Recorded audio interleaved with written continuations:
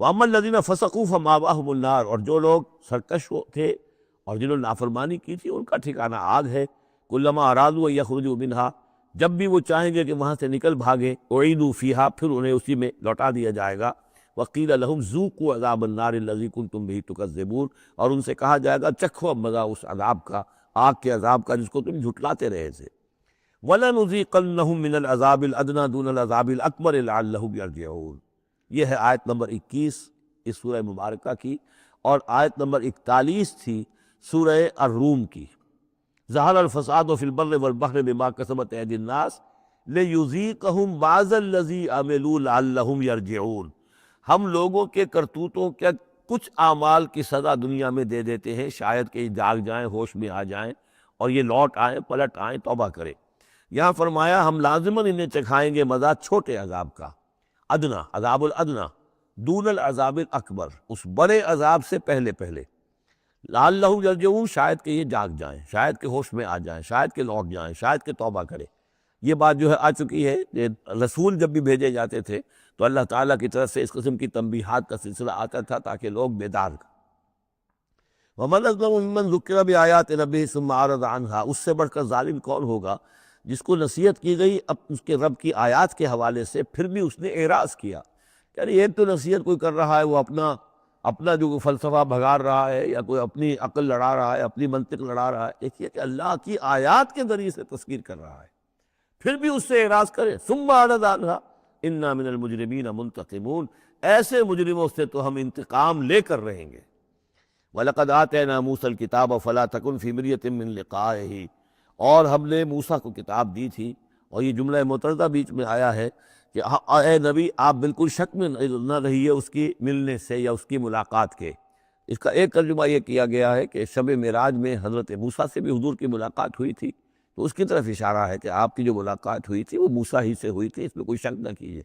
لیکن زیادہ جو قرین قیاس ہے، جو سیاق و سباق کے ساتھ مناسبت رکھتا ہے، وہ یہ ہے تو اے نبی آپ بالکل کوئی شک نہ رکھیں اس بات میں کہ جو کتاب موسیٰ کو دی گئی تھی وہ واقعتاً اللہ کی طرف سے تھی، کتاب کا ملنا اللہ کی طرف سے تھا، اور اس قرآن کا ملنا جو آپ کو ملی ہے یہ بھی اللہ کی طرف سے ہے۔ اور حضور سے خطاب کرتے ہوئے بھی در حقیقت یہاں پر روح سخن جو ہے وہ لوگوں سے ہے کہ تم کوئی شک نہ کرو کہ تورات اللہ نے ہی دی تھی حضرت موسیٰ کو، اور قرآن اللہ ہی نے دیا ہے محمد کو صلی اللہ علیہ وسلم۔ وَجَعَلْنَاهُ هُدًى لِبَنِي إِسْرَائِيلَ، اور اس کو ہم نے ٹھہرایا تھا، بنا دیا تھا ہدایت، رہنمائی بنی اسرائیل کے لیے۔ وَجَعَلْنَا مِنْهُمْ أَئِمَّةً يَهْدُونَ بِأَمْرِنَا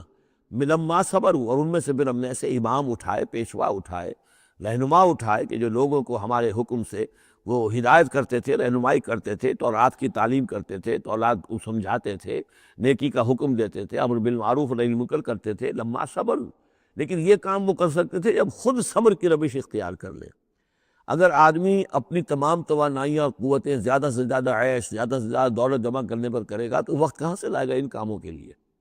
اور اس کام کے لیے تو ظاہر بات ہے آپ کو بدی پر کسی کو روکنا ہے، ٹوکنا ہے، نہیں منکر کرنا ہے تو کوئی صبر بھی کرنا پڑے گا، کوئی مصیبت بھی آئے گی، کوئی تکلیف بھی آئے گی، کوئی آپ کو ستائے گا بھی، گالیاں دے گا، اور اگر حکومت کے خلاف آپ نے کوئی بات کہی ہے تو حکومت آپ کو سزا دے گی۔ لہذا صبر کے بغیر یہ کام نہیں ہوتے۔ وَجَعَلْنَا مِنْهُمْ أَئِمَّةً يَهْدُونَ بِأَمْرِنَا، اب ہر شخص کے ہم میں سے یہ خواہش پیدا ہونی چاہیے کہ اللہ تعالیٰ ہمیں بھی، اگر بنی اسرائیل میں سے اللہ تعالیٰ نے بہت سے لوگ ایسے اٹھا دیے جن کی یہ تعریف کی جا رہی ہے، جعلنا منہم ائمۃ یہدون بامرنا لما صبروا، اللہ تعالیٰ ہمیں توفیق دے کہ ہم بھی اس امت مسلمہ میں اسی کام کے کرنے والے بن جائیں، تاکہ لوگوں کو خیر کی طرف بلائیں، حق کی طرف دعوت دیں، لیکن اس کے لیے اپنے لیے صبر اختیار کرنا ضروری ہے۔ کم سے کم اپنا جو ہے اسٹینڈرڈ آف لیونگ رکھیں، تاکہ یہ کہ ہم اپنا وقت سپیئر کر سکیں، جس کو تبلیغی بھائی کہتے ہیں تفریغ الاوقات، اوقات فارغ نہیں کریں گے اپنے، سارا وقت تو لگا ہوا ہے آپ پیسہ کمانے میں، اس لیے کہ اس کے ایک خاص قسم کا معیار زندگی بنا لیا ہے، اور اس کو مینٹین کرنے کے لیے اب جتنا کچھ آپ کو چاہیے، اب دن رات ایک کریں گے تو آپ اپنے اس معیار زندگی کو مینٹین کر سکتے ہیں۔ گویا کہ اب ہم اس معیار زندگی کو پوج رہے ہیں، ہمارے پاس اب وقت ہی نہیں ہے، صلاحیت کہاں لگائیں، کس وقت میں لگائیں، کیا کام کریں۔ لیکن صبر کی روش ہوگی اور پھر قرآن مجید کے ساتھ وہ تعلق ہوگا تو پھر انشاءاللہ تعالیٰ اللہ تعالیٰ نے انسان میں بڑی صلاحیتیں رکھی ہیں، بڑی قوتیں رکھی ہیں، مسجود ملائک بنایا ہے، اللہ کے کریشن کا کلائمیکس ہے یہ، تو اللہ تعالیٰ کی جو سمجھیے کہ تخلیق کا نقطۂ عروج ہے، تو اس کے اندر صلاحیتیں ہیں آدمی ارادہ کر لے، ہمت کرے، فیصلہ کر لے، تو پھر یہ کہ اللہ تعالیٰ جو ہے اس کے لیے راستے کھول دیتا ہے۔ وَجَعَلْنَا مِنْهُمْ أَئِمَّةً يَهْدُونَ بِأَمْرِنَا لَمَّا صَبَرُوا وَكَانُوا بِآيَاتِنَا يُوقِنُونَ۔ ایک تو یہ کہ صبر کرے اور ہماری آیات کے اوپر پورا یقین ہو۔ إِنَّ رَبَّكَ هُوَ يَفْصِلُ بَيْنَهُمْ يَوْمَ الْقِيَامَةِ فِيمَا كَانُوا فِيهِ يَخْتَلِفُونَ۔ یقیناً آپ کا رب فیصلہ کرے گا ان کے مابین قیامت کے دن ان تمام چیزوں میں جن میں یہ اختلاف کر رہے تھے۔ اولم یہد لہم کما اہلکنا من قبلہم من القرون یمشون فی مساکنہم۔ کیا ان کے لیے یہ بات کافی نہیں ہوئی، ان کی رہنمائی کے لیے، ان کو سبق دکھانے کے لیے کہ ان سے پہلے ہم نے کتنی ہی بستیوں کو اور کتنی ہی نسلوں کو جو ہے ہلاک کیا ہے، کہ وہ جو پھرتے تھے اپنی انہی مساکن میں، اپنے شہروں میں، اور ایک مفہوم یہ کہ جن میں اب یہ پھر رہے ہیں، یہ جاتے ہیں اور سمود کی بستیوں کے پاس سے گزرتے ہیں۔ خبر آئی ہے کہ کوئی برطانوی سیاست جو ہے وہ محققین، انہوں نے وہ ڈیڈ سی میں اس کے ساحل کے ساتھ ہی اور پانی کے نیچے وہ آثار موجود ہیں اس شہر کے کہ جس کی طرف حضرت لوط علیہ السلام کو بھیجا گیا تھا۔ تو خبر میں یہ ہے کہ قرآن اور تورات کی جو بات ہے اس کی تصدیق ہو گئی ہے، لیکن وہ بستی جو ہے پہلے بھی میرا گمان یہی تھا کہ وہ جو ہے اصل میں سمندر کے اندر آ چکی ہے، اور شاید اسی لیے ڈیڈ سی اس کا نام ہو کہ پورے شہر جو ہیں بڑے ہوئے وہ اس کے اندر دھس گئے ہیں، اور گویا کہ سب کے سب اسی کے اندر جو ہے ان کی قبر بن گئی ہے، وہ پانی کی قبر کے اندر وہ دفن ہوئے ہیں۔ بہرحال یہ تمام چیزیں جو ہیں تم پھرتے ہو، آتے ہو، جاتے ہو، انہی لوگوں کے مساکن کے اندر اب تم پھر رہے ہو۔ ان فی ذلک لآیات فلا یسمعون، اس میں یقیناً نشانیاں ہیں، تو کیا تم عقل سے کام نہیں لیتے، سنتے نہیں ہو؟ اولم یروا انا نسوق الماء الی الارض الجرز، کیا انہوں نے دیکھا نہیں کہ ہم پانی کو ہانک کر لے جاتے ہیں ایک ایسی زمین کی طرف جو چٹیل پڑی ہے، بے آب و گیا ہے، فنخرج بہ زرعا تاکل منہ انعامهم وانفسهم، پھر ہم اس کے ذریعے سے اس پانی میں کھیتی اگا دیتے ہیں کہ جس میں سے کھاتے ہیں ان کے مویشی بھی اور خود یہ بھی۔ افلا یبصرون، تو کیا یہ دیکھتے نہیں ہیں؟ وَيَقُولُونَ مَتَىٰ هَٰذَا الْفَتْحُ إِن كُنتُمْ صَادِقِينَ، اور وہ یہ کہتے ہیں کب ہوگا یہ فیصلہ، اگر تم سچے ہو تو بتاؤ اے مسلمانوں، یہ قیامت یا عذاب یہ کب آئے گا؟ قُلْ يَوْمَ الْفَتْحِ لَا يَنفَعُ الَّذِينَ كَفَرُوا إِيمَانُهُمْ، کہہ دیجئے وہ جو فیصلے کا دن ہوگا پھر اس دن کافروں کا ایمان لانا ان کے لیے ہرگز مفید نہیں ہوگا۔ ایمان لانا غیب میں اب، جبکہ وہ حقائق جو ہیں وہ غیب کے پردے میں چھپے ہوئے ہیں، تب وہ مفید ہے،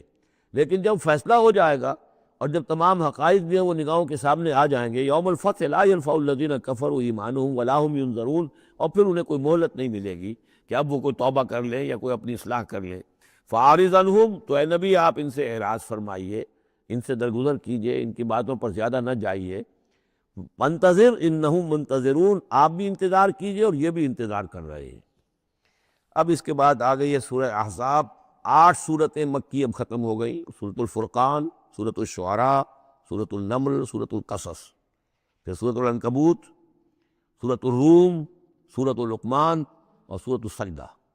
اب یہ سورت ہے واحد، اور یہ نوٹ کر لیجئے اچھی طرح، اس کا جوڑا ہے سورہ نور کے جو ہم پڑھ چکے ہیں۔ پہلے 14 سورتوں کے بعد ایک سورت آئی مدنی، سورہ نور، اب 8 مکی صورتوں کے بعد ایک صورت آئی ہے، یہ سورہ احزاب، اور اتنی گہری مناسبت ان کے مضامین میں، معاشرتی احکام، زمانہ نزول کے اعتبار سے یہ 1 سال پہلے نازل ہوئی ہے سورہ نور سے۔ یہ سن 5 زمانہ نزول ہے، وہ سن 6 زمانہ نزول ہے۔ چنانچہ جو معاشرتی احکام آئے ہیں ان میں بھی آپ کو یہ ترتیب ملے گی کہ پردے کے ابتدائی احکام اس صورت میں آئے ہیں،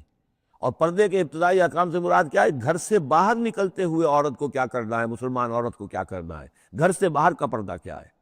لیکن گھر کے اندر جو پردہ ہے، سطر ہے اس کا ذکر جو ہے وہ یہ سورہ نور کے اندر تھا جو ہم پڑھ چکے ہیں۔ اس کے محرم کون کون ہیں، گھر میں کون آ سکتا ہے، باقی سب جو ہے نامحرم۔ وہ گھروں میں ہمارا جو نظام بنا تھا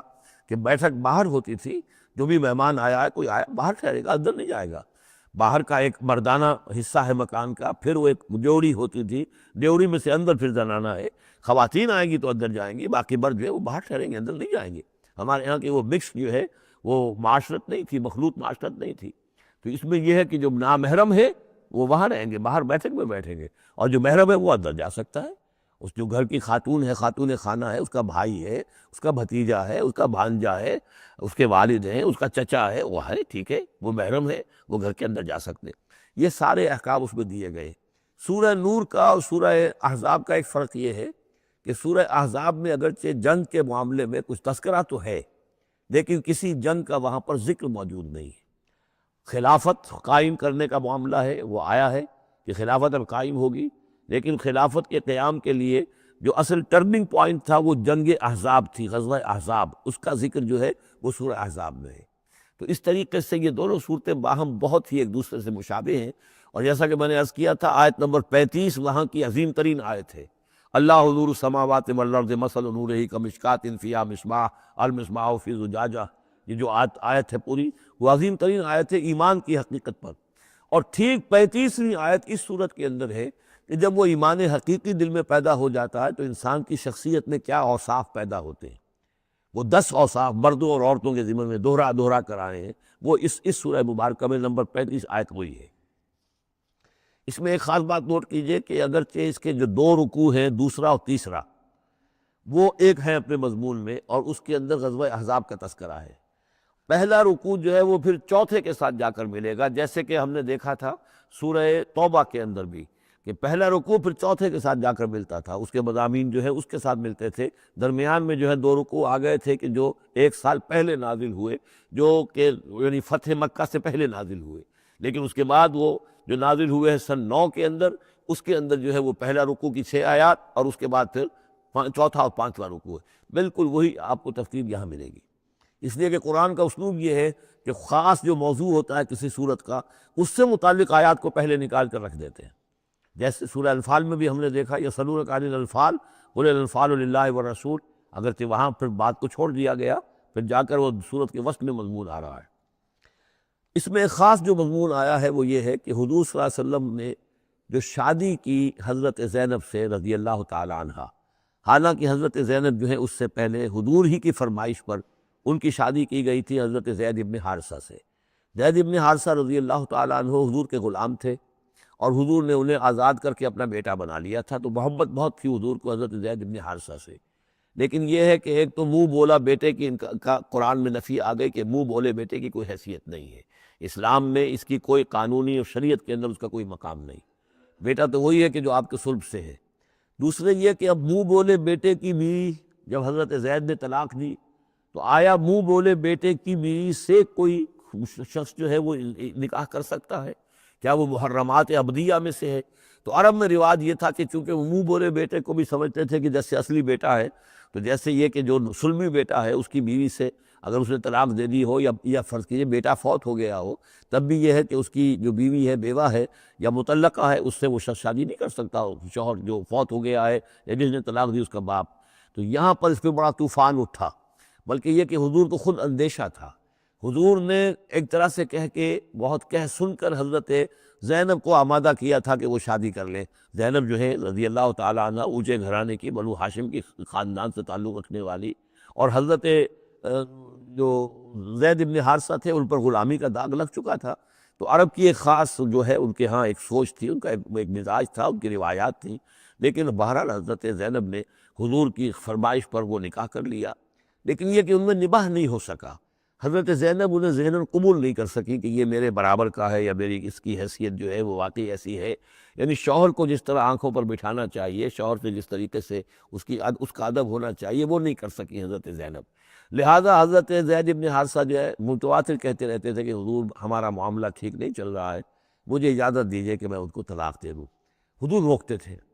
کہ ایک تو میں نے اس کو کہہ سن کر شادی کروائی، وہ تو اس کے لیے آمادہ بھی نہیں تھی، نہ گھر والے آمادہ تھے، لیکن میرے کہنے سے شادی کر لی انہوں نے۔ اب یہ طلاق دیں گے تو طلاق کا داغ لگے گا ان کے اوپر اور صدمہ ہوگا، تو حضور روکتے رہے۔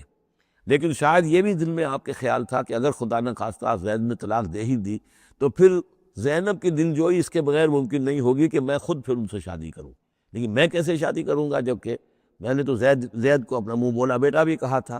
تو اس حوالے سے تو سکینڈل بن جائے گا، اور پورے لوگ جو ہیں دشمن تو موجود ہیں، مارے آستین منافقین بھی موجود تھے، وہ اس کو ایک ایشو بنا لیں گے میرے خلاف۔ یہ ہے پس منظر جو پہلے رکوع میں آ رہا ہے۔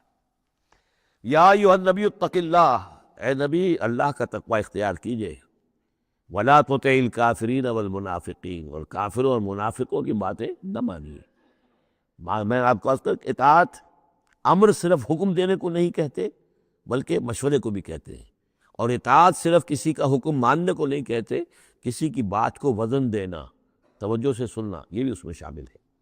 وَلَا تُطِعِ الْكَافِرِينَ وَالْمُنَافِقِينَ، آپ ان کافروں اور منافقین کی بات کا دھیان نہ کریں، ان اللہ کان علیما حکیما، یقیناً اللہ تعالیٰ علیم ہے اور حکیم ہے۔ وَاتَّبِعْ مَا يُوحَىٰ إِلَيْكَ مِن رَّبِّكَ، اور پیروی کیجیے اس کی کہ جو آپ کی طرف آپ کے رب کی طرف سے وحی کی جا رہی ہے۔ ان اللہ کان بما تعملون خبیرا، اور جو کچھ تم کرتے ہو اللہ اس سے واقف ہے۔ وتوکل علی اللہ، اور اللہ پر توکل کیجیے۔ وکفیٰ باللہ وکیلا، اور اللہ ہے کافی ہے آپ کے توکل کے لیے، آپ کے لیے سہارا۔ یعنی یہ کہ آپ لوگوں کی جو پروپیگنڈا ہوگا اس کا اندیشہ ہے آپ کو، اس کا بالکل دھیان نہ کیجیے۔ ما جعل اللہ للرجل من قلبین فی جوفہ، اللہ تعالیٰ نے کسی انسان کے دل میں دو دل نہیں رکھے، کسی کے سینے میں، کسی کے پیٹ میں، یہاں پہ جوف جو ہے خالی جگہ کو کہتے ہیں، تو سینے کے اندر، کیونکہ یہ کیویٹی کہلاتی ہے، چیسٹ کیویٹی، اور پھر دوسری جو ہے ایبڈومینل کیویٹی ہے، تو اس میں دو دل نہیں رکھے ہیں، دل ایک ہی ہوتا ہے۔ اسی طریقے سے گویا کہ بات کہی جا رہی ہے، کہنے کو تو ہم کہہ دیتے ہیں کہ دل جو ہے اور ہمارے دل یکجا ہو گئے ہیں، دل سے دل مل گیا، لیتا تو دل ہی رہتا، ایک ہی رہتا ہے انسان کا اپنا دل۔ لیکن اسی طریقے سے کسی شخص کی دو مائیں نہیں ہوتی، ماں تو وہی ہوتی ہے جس نے اس کو جنا ہے، اور کسی شخص کا بیٹا جو ہے، بیٹا وہی ہوتا ہے جو اس کی صلب سے پیدا ہوا ہو۔ باقی یہ ہے کہ منہ بولا بیٹا جو وہ بیٹا نہیں بن جاتا۔ وما جعل ازواجکم اللہ، اور نہیں اللہ نے بنایا ہے تمہاری ان بیویوں کو، اللہ تظاہرون منہن، کہ جن سے تم زہار کر بیٹھتے ہو۔ یا زہار کا مضمون سورہ مجادلہ میں آئے گا۔ عربوں میں روایت یہ تھا کہ بہت ناراض ہو گئے، بیوی سے کہہ دیا تم تو میری ماں کی طرح ہو، گویا کہ اب یہ ہمیشہ کے لیے حرام ہو گئے۔ طلاق مغلظ کا بھی مغلظ در مغلظ طلاق ہو گئی، اب وہ کسی طرح بھی اس کے لیے اس سے کوئی تعلق رکھنا جائز نہیں ہے۔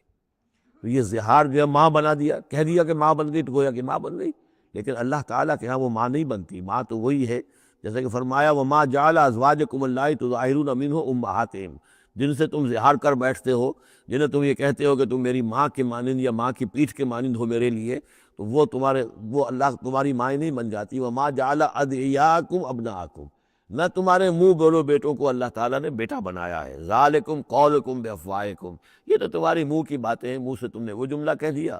تم تو میری ماں کی مانند ہو یا ماں کی پیٹھ کے مانند ہو، اور اسی طریقے سے کہہ دیا تم میرے بیٹے ہو، بیٹا تو وہی ہوگا۔ واللہ یقول الحق، اللہ تعالیٰ حق فرما رہا ہے، وہو یہدی السبیل، اور وہی سیدھے راستے کی طرف ہدایت دینے والا ہے۔ ادعوہم لآبائہم، لوگوں کو پکارا کرو ان کے باپوں کے ساتھ، باپوں کے نام کے ساتھ، چنانچہ یہ حکم ہے۔ اگر آپ نے کسی کو لے لیا ہے، کوئی اپنے بھتیجے کو، بھانجے کو، آپ کے ہاں اولاد نہیں ہے، تو بہت سے مسائل آ جاتے ہیں، لوگ کہتے ہیں کہ میں اپنا نام لکھوا دوں اس کے باپ کی جگہ تک، جس کو پتہ نہ چلے، چھوٹے سے بچے کو لے آئے تو اب وہ کیا کہے گا کہ یہ میرے اصل والدین نہیں ہیں، میرے والدین تو وہ تھے، بڑا ہو کر معلوم ہوگا۔ تو ایک یہ سمجھیے کہ سائیکولوجیکل شوق جو پہنچتا ہے، اس سے بچانے کے لیے بعض لوگ سوچتے ہیں کہ ہم اپنا ہی نام درج کروا دیں وہاں پر، اور اس کا نام ولدیت اسی کے، لیکن نہیں، یہ حرام مطلق ہے۔ قرآن مجید کا یہ صاف حکم ہے، قول یہ ادعوہم لآبائہم، ان کو پکارو ان کے نام، ان کے باپوں کے نام کے حوالے سے۔ اسی لیے پہلے حضرت زید کو لوگ کہتے تھے زید ابن محمد، اس لیے کہ حضور نے انہیں اپنا بنایا ہوا تھا متبنہ، اور منہ بولا بیٹا۔ یہ آیتیں جب نازل ہوئیں تو پھر اب وہ رہ گئے زید ابن حارثہ، دوبارہ وہ زید ابن محمد اب نہیں رہے۔ ادعوہم لآبائہم هو اقسط عند اللہ، یہی زیادہ مبنی بر انصاف ہے اللہ کے نزدیک۔ فإن لم تعلموا آباءهم فإخوانكم في الدین، اور اگر تم جانتے نہیں ان کے باپ کو، کہیں کو بچہ جو ہے، چھوٹا سا بچہ کہیں مل گیا ہے، معلوم نہیں، نہ اس کو ہوش تھا، یہ ایسا ہوا ہے، پارٹیشن کے وقت بہت ہوا ہے، پوری گاڑی جو ہے آ رہی تھی، سب کے سب جو ہے وہ قتل کر دیے گئے، کوئی بچہ کہیں پر زندہ مل گیا ہے، اور ایسے لوگ، ان سے ملاقات بھی ہوئی ہے ایک صاحب سے لاہور میں، اب ان کو کسی نے لے کر پال لیا ہے، ٹھیک ہے، لیکن یہ کہ اگر اب معلوم نہیں کہ ان کے باپ کا نام کیا ہے، کوئی نہیں جانتا، نہیں ہے، اگر تم اس کے باپ کا نام نہیں جانتے، فَإِن لَمْ تَعْلَمُوا آبَاءَهُمْ فَإِخْوَانُكُمْ فِي الدِّينِ وَمَوَالِيكُمْ، وہ تمہارے دینی بھائی شمار ہوں گے، اور وہ تمہارے رفیق ہیں، تمہارے موالí ہیں۔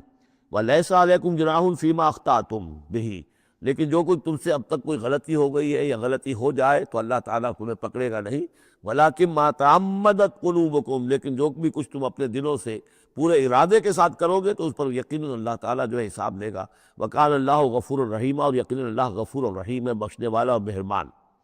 النبی اولیٰ بالمؤمنین من انفسہم، یقیناً نبی جو ہے اہل ایمان کے لیے ان کی اپنی جانوں سے زیادہ محبوب ہونا چاہیے، زیادہ جو ہے حقدار ہے کہ وہ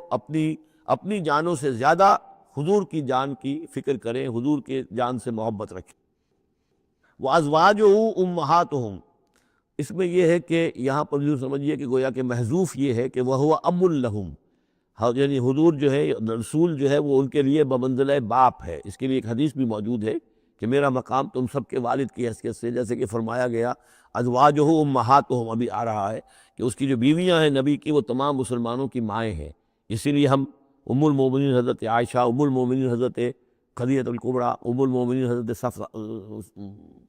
تو یہ تمام جو ہے صفیہ ہے، تو یہ سب کی سب جو ہے ام المومنین ہے۔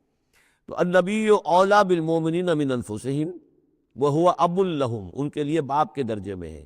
بلکہ یہ کہ یہ بعض جو ابتدائی قاری تھے وہ تو اس کے ساتھ پڑھتے بھی تھے اس کو، وازواجہ امہاتہم، اور اس کی بیویاں جو ہے وہ ان کی ماؤں کا درجہ رکھتی ہے۔ وَأُولُو الْأَرْحَامِ بَعْضُهُمْ أَوْلَىٰ بِبَعْضٍ فِي کتاب اللہ۔ باقی یہ ہے کہ جو رحمی رشتے ہیں، جو سگے بہن بھائی ہیں، رحمی جن کے رشتے ہیں، وہ اللہ کی کتاب میں، شریعت میں وہ ایک دوسرے سے قریب تر ہیں۔ یہ الفاظ آ چکے ہیں سورہ انفال کی بھی آخری آیت کہ یہ اپنے بھائیوں کے ساتھ جو بھی بھلا سلوک کرو۔ انصاری اور مہاجر بھائی بن گئے تھے، انہوں نے اپنی زندگی میں اپنے گھر تقسیم کر دیے یا اپنی دکانیں تقسیم کر دی، وہ ٹھیک ہے۔ زندگی میں جو بھی تم چاہو، الا ان تفعلوا الی اولیاءکم، تم اپنے بندوں کے ساتھ جو خیر بھی کرنا چاہو اپنے بھائیوں اور دوستوں کے ساتھ کرو، لیکن وراثت میں ظاہر بات ہے منہ بولے بھائی کا کوئی حصہ نہیں، منہ بولا بیٹے کا کوئی حصہ نہیں۔ اور وہ جو بنا دیے گئے تھے انصاری اور مہاجر آپس میں بھائی بھائی، وہ بھائی چارہ جو ہے وہ بھی وراثت کے اندر نہیں چلے گا۔ وراثت جو ہے وہ تو جو اصل رحمی رشتے ہیں انہی میں ہے۔ وَأُولُو الْأَرْحَامِ بَعْضُهُمْ أَوْلَىٰ بِبَعْضٍ فِي کتاب اللہ مِنَ الْمُؤْمِنِينَ وَالْمُہاجِرِينَ، اہل ایمان اور مہاجرین، ان سب کا معاملہ یہی ہے۔ الا ان تفعلوا الی اولیاءکم معروفا، ہاں تم اپنے دوستوں کے ساتھ کوئی نیک سلوک کرو، بھلائی کرو، ان کو کچھ اپنے زندگی کے اندر تم اگر کچھ ہبہ کرنا چاہتے ہو ہبہ کر سکتے ہو، یہ سارے کام ہو سکتے ہیں، لیکن قانون اور شریعت اور وراثت اس میں ان کا کوئی حصہ نہیں۔ کان ذالک فی الکتاب مستورا، یہ تمام چیزیں جو ہے کتاب میں پہلے سے لکھی ہوئی ہیں۔ اس لیے بھی کہ یہ چیزیں جو آ چکی ہیں وہ تو یہ کہ تورات میں بھی ہوں گی، لیکن سورہ نساء میں بھی یہ باتیں آ چکی ہیں، اسی طریقے سے سورہ انفال میں بھی آ چکی ہے۔ وَإِذْ أَخَذْنَا مِنَ النَّبِيِّينَ مِيثَاقَهُمْ، اور ذرا یاد کرو جب کہ ہم نے لیا تھا انبیاء سے ایک میثاق۔ یہ آل عمران میں ہم پڑھ چکے ہیں، 81 اور 82 نمبر 81 82 آیات ہے یہ، اس میں ہم نے میثاق لیا تھا، میثاق النبیین، وَمِنْكَ وَمِن نُوحٍ، آپ سے بھی لیا تھا اور نوح سے بھی لیا تھا، وَإِبْرَاهِيمَ وَمُوسَىٰ وَعِيسَىٰ ابْنَ مریم، اور ابراہیم سے اور موسیٰ سے اور عیسیٰ ابن مریم سے، وَأَخَذْنَا مِنْهُمْ مِيثَاقًا غَلِيظًا، اور ان سب سے ہم نے بڑا گاڑا قول و قرار دیا تھا، میثاق لیا تھا۔ یہ ذکر ہو چکا ہے سورہ آل عمران میں۔ اور یہاں بھی نوٹ کیجئے، اگر ہم یہ نہ مانیں کہ یہ ارواح کا معاملہ ایک علیحدہ وجود ہے اور یہ پہلے پیدا کر دیے گئے تھے، تو میثاق کب لیا گیا؟ ان سب کو کیسے جمع کیا گیا؟ وہ تو ایک میثاق الست جو ہے تمام ارواح سے لیا گیا، الست بربکم۔ پھر ان میں سے جو وہ تھے جنہیں نبوت ملنے والی تھی، روح محمدی بھی موجود تھی اور روح ابراہیم بھی تھی، روح عیسیٰ بھی تھی، یہ ساری ارواح تھی، ان سے پھر ایک ایڈیشنل جو میثاق لیا گیا، وہ ظاہر بات ہے کہ جب تک کہ آپ روحانی وجود کا علیحدہ سے ہونا اس کو تسلیم نہیں کرتے، تو قرآن مجید کے یہ سارے مضامین جو ہیں پھر کہیں گے استعارہ ہے، تو استعارہ رہ جائے گا، پھر کوئی حقیقت ثابت نہیں رہے گی۔ لِيَسْأَلَ الصَّادِقِينَ عَنْ صِدْقِهِمْ، تاکہ اللہ تعالیٰ پوچھ لے سچوں سے ان کے سچ کے بارے میں، اور گویا کہ آگے محذوف ہے وَالْكَاذِبِينَ مِنْ كِذْبِهِمْ، اور جو جھوٹے ہیں ان سے ان کے جھوٹ کے بارے میں سوال کر لے، تاکہ اللہ تعالیٰ پوری طرح پوچھ گچھ کر لے سچوں سے ان کے سچ کے بارے میں۔ وَعَدَّ لِلْكَافِرِينَ عَذَابًا أَلِيمًا، اور یقیناً اس نے کافروں کے لیے ایک بہت دردناک عذاب تیار کیا ہوا ہے۔ یہ پہلا رکوع یہاں پر ختم ہو گیا، یہ 8 آیات کا ہے۔ اس کے بعد اب یہ مضمون چلے گا 2 رکوعوں کے بعد چل کر، دوسرے تیسرے کے بعد چوتھے رکوع کے ساتھ۔ ابھی یہ صرف اس کی تمہید ہے کہ اے نبی آپ ان کافروں کا اور منافقین کا کوئی اسکینڈل بن جائے گا، کوئی یہ ہو جائے گا، کوئی وہ ہو جائے گا، اس کو اپنے ذہن سے بالکل نکال دیجئے۔ جو اللہ کا حکم ہے اس کے اوپر عمل کیجئے۔ آپ کے لیے وہ نکاح کرنے میں قطعاً کوئی قباحت نہیں ہے، اور اللہ تعالیٰ نے تو گویا کہ آپ کو حکم دے دیا، اس لیے کہ وہ آ جائے گا کہ ہم نے تو وہ شادی آپ کی کر دی ہے، ہمارے حکم سے یہ حضرت زینب کے ساتھ آپ کا نکاح جو ہے طے پا چکا ہے۔ اس کے بعد 2 رکوع جو ہے ان میں ذکر ہو رہا ہے غزوہ احزاب کا۔ ہمارے پاس چند منٹ ہے تو غزوہ احزاب کا جو تاریخی پس منظر ہے وہ میں بیان کر دیتا ہوں، باقی اس سے آگے ہم پڑھیں گے انشاءاللہ تعالیٰ کل۔ یہ غزوہ ہوا ہے سن 5 میں، اور اس کے لیے جو ہے بڑا اہتمام ہوا ہے۔ سب سے پہلے تو یہ کہ بنو نذیر جو نکال دیے گئے تھے مدینے سے، اور وہ پھر جا کر خیبر وغیرہ میں آباد ہو گئے تھے۔ اب انہیں مدینے کی یاد آتی تھی، انہیں ستاتی تھی یاد مدینے کی، وہ واپس آنا چاہتے تھے، وہ چاہتے تھے کہ مسلمانوں سے انتقام لے. تو انہوں نے پھر یہ ہے، اور اس میں خاص طور پر وہ ابو عامر راہب جس کا تذکرہ ہم پڑھ چکے ہیں سورہ توبہ کے اندر، انہوں نے جو ہے بڑی محنت کر کے ایک طرف قریش کو آمادہ کیا کہ وہ حملہ کریں، دوسری طرف یہ ہے کہ جو نجد کے قبائل تھے غطفان وغیرہ ان کو آمادہ کیا. تو یہ ایک گویا سمجھیے کہ متحدہ محاذ بن کر ایک گرینڈ آرمی جو ہے وہ آئی، 12,000 کی فوج، جو عرب میں یوں سمجھیے کہ یہ کوئی انہونی سی بات تھی، کوئی اتنی بھی قوت. وہ شمال سے بھی آئے، جنوب سے بھی آئے، اور مغرب سے بھی آئے، مشرق سے بھی آئے. اس کا نقشہ تو بعد میں جب ہم پڑھیں گے تو کھل جائے گا. اب انہوں نے آ کر گھیر لیا مدینے کو، محاصرہ کر کے پڑ گئے. اتنی بڑی فوج حضور کے پاس کل اس وقت جو تعداد بنتی تھی 3,000 کی تھی مدینے کے اندر، جن میں کہ منافقین بھی تھے. اور دوسری یہ کہ عقب میں وہ بنو قریظہ بھی موجود تھے، ایک قبیلہ بڑے طاقتور قبیلہ تھا، بڑا قبیلہ تھا، ان کی گڑھیاں تھیں، ان کے قلعے تھے، وہ موجود تھے. اب پیچھے وہ موجود ہیں، اندیشہ ہے کہ کہیں وہ غداری کریں، جیسے کہ اس سے پہلے بنو قینقاع نے کی یا بنو نضیر نے کی، اس وقت وہ غداری کریں گے. اور اس کی خبریں بھی مل گئی تھیں کہ سلسلہ جنبانی ہو چکا ہے اور باہر سے وہ لشکر آ گیا ہے. دو طرف مدینے کے حرات ہیں، چٹانیں ہیں لاوے کی، سیاہ پتھر ہیں اور چکنے ہیں، ان کے اوپر نہ اونٹ چل سکتا ہے اور نہ گھوڑا دوڑ سکتا ہے. تو وہ جو حرات ہیں مدینے کے دو طرف، وہ تو گویا کہ ایک اللہ تعالیٰ کی طرف سے ایک نیچرل پروٹیکشن جو ہے مدینہ کو ملی ہوئی ہے. اب دو طرف جو رہ گئے تو اس میں پیچھے تھے یہ عقب میں جو ہے یہ بنو قریظہ کی گڑھیاں تھیں، اور سامنے کا علاقہ تھا کہ جہاں سے لشکر آ کر جو ہے انہوں نے جو حملہ کرنا تھا. تو پھر حضرت سلمان فارسی کے مشورے پر جب یہ مشورہ کیا حضور نے کہ اب اس طرح کیا کیا جائے، اتنا بڑی فوج آ گئی ہے، تو انہوں نے پھر بتایا کہ ہمارے ہاں یہ ایران میں یہ رواج ہے کہ جب اس طرح کی سچویشن ہو تو کھلے میدان میں جا کر لڑنے کی بجائے ہم خندق کھود لیتے ہیں، تاکہ اس خندق کے اندر سے ہو کر پھر یہ ہے کہ جو بھی چھلانگ مار کے آئے گا خندق میں سے، اس کو عبور کر کے آئے گا تو ان کے ساتھ مقابلہ کرنا آسان ہے. ایک ایک کر کے آئیں گے، 10-10 آئیں گے، ایک دم پورا لشکر جو ہے دوڑ کر جو ہے کیولری ان کی جو ہے گھوڑے دوڑا کر تو نہیں آ سکتے. تو اس حوالے سے پھر خندق کھودی گئی. بہت ہی یعنی رسد کم تھا، فاقے لوگوں کو ہو رہے تھے، 2-2 3-3 دن کے کھانے کو کچھ نہیں ملا، سردی شدید تھی. اس موسم میں پھر طے ہوا کہ خندق کھودو، تو مسلمان خندق بھی کھود رہے تھے.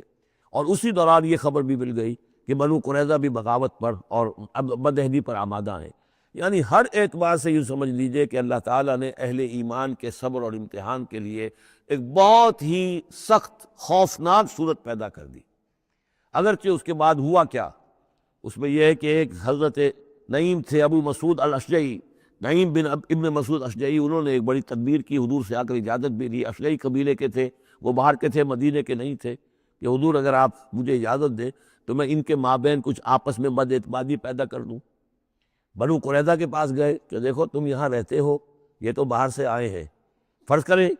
چلیے آپ یہ سمجھتے ہیں کہ وہ جیت جائیں گے اور محمد اور ان کے ساتھیوں کو تم ختم کر لو گے، لیکن یہ بھی سوچو کہ اگر برعکس ہو گیا 10%، 20%، 30%، کوئی امکان ہے کہ نہیں؟ تو تم کیا کرو گے؟ تمہیں تو یہاں رہنا ہے، پھر محمد کے ساتھ پھر تمہارا معاملہ ہوگا، اور ہو سکتا ہے کہ وہ چھوڑ کر چلے جائیں. پھر تو تم ایسے کرو کہ ان سے مانگو کہ کچھ وہ لوگ ہاسٹیجز تمہیں دیں اپنے، تاکہ ان کو یقین یہ رہے، تمہیں یقین رہے کہ وہ اپنے وعدے سے پھریں گے نہیں، جو بھی وعدہ انہوں نے کیا ہے تمہاری ساتھ مدد کرنے کا، اور تمہارا جو اندر سے تم مسلمانوں پر حملہ کرو گے تو جو کچھ بھی ان کے وعدے وہ پورے کریں گے. انہوں نے کہا بات تو ٹھیک ہے، یہ نعیم جو کہہ رہا ہے یہ بات صحیح ہے. تو انہوں نے وہ مطالبہ کیا ان سے، قریش سے، اور وہ جو لشکر باہر پڑے ہوئے تھے 12,000 کے، کہ آپ اپنے کچھ آدمی ہمارے پاس بھیجیے تاکہ ہمیں اعتماد رہے، ہمارے پاس وہ رہیں گے ہاسٹیجز کی حیثیت سے، کہ ہمیں یقین رہے کہ آپ اپنی بات پوری کریں گے. ادھر سے جا کے ان سے کہا کہ وہ تم ان کے اوپر کیسے اعتماد کر رہے، وہ تو تمہارے اوپر اعتماد ہی نہیں کرتے، تم سے آدمی مانگ رہے. اور اس طریقے سے ان کے مابین جو ہے وہ ایک فرکشن پیدا کر دی، بد اعتمادی پیدا کر دی. ایک تو یہ ایک تدبیر ہوئی، دوسرے یہ کہ سب سارے امتحان پورا ہو گیا اور دودھ کا دودھ پانی کا پانی جدا ہو گیا. اہل ایمان بھی ثابت ہو گئے، ثابت قدم یہ لوگ ہیں، اور منافقین کا بھی جو خبث باطن تھا ان کی زبانوں پر آ گیا، اور معلوم ہو گیا کہ ان کے دلوں کے اندر نفاق ہے. پھر اللہ تعالیٰ نے ایک تیز آندھی بھیجی. وہ آندھی ایسی آئی، جھکڑ ایسا آیا کہ وہ لشکر جو تھا اس کے خیمے اڑ گئے، جہاں دیگیں چڑھی ہوئی تھی چولہوں کے اوپر آگ لگ گئی، اور اس سے ایک افراتفری پیدا ہوئی، جس کے نتیجے میں وہ لشکر انہوں نے اپنا وہاں سے کیمپ اٹھایا اور چلے گئے. باقاعدہ کوئی بڑی لڑائی کی کوئی شکل پیدا ہی نہیں ہوئی، لیکن اللہ نے بس امتحان جو ہے شریر مسلمانوں کا لے لیا۔ اب اس کے بارے میں انشاءاللہ تعالیٰ کل ہم اس کا مطالعہ کریں گے۔ بارک اللہ لی و لکم فی القرآن العظیم و نفعنی و ایاکم بالآیات و ذکر الحکیم۔